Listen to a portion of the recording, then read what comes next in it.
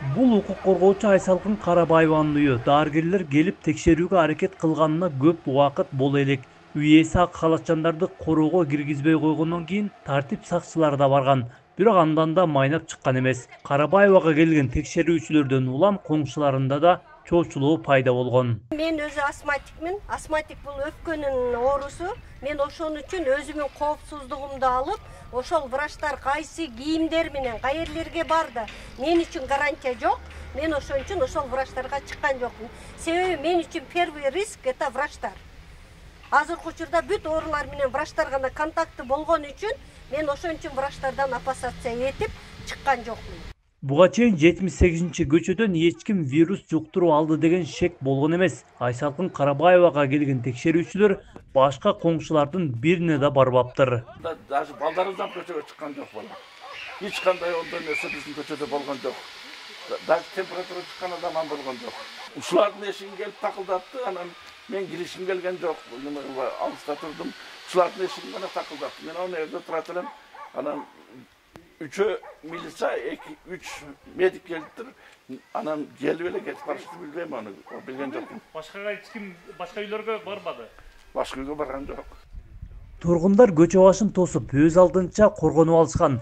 Буга чейин коңшу 79-көчөдөн бир үй бүлө вирус жуктуруп алуусу мүмкүн деп обсервацияга алынып, анализи таза чыккандыктан бошотулган экен. Айсалкындын бир дубал кошунасы болом, 79-көчөдө жашайм. Бирок бизде шектелип подозрение деп айтышты. Бирок ал бала азыр үйүндө, семьясы менен бардыгы тынч.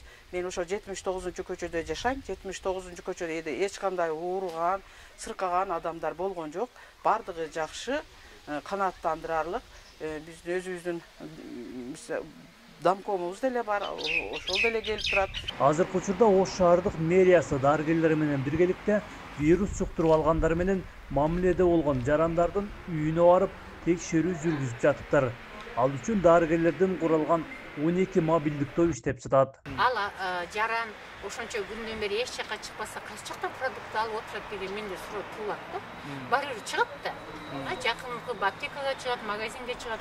Мүмкүн ошол жаран жашаган жерде кошуна колоңдорунан чыгып калгандыр. Туругу жөн жеринен эле барбайт. Бул жерде биз мэрияда бирдикте райондорду бөлгөнбүз.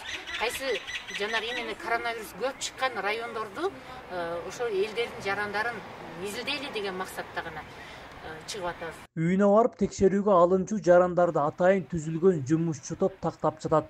Алардын көрсөтмөсү менен гана дарыгерлер үйлөргө барып анализ алышууда. Мына ушундай текшерүү шаар ичиндеги 2400дөн ашуун үйдө жүргүзүлдү. Марат Акымбек уулу, Кудайберди Дыйканов, ТМЖ жаңылыктары.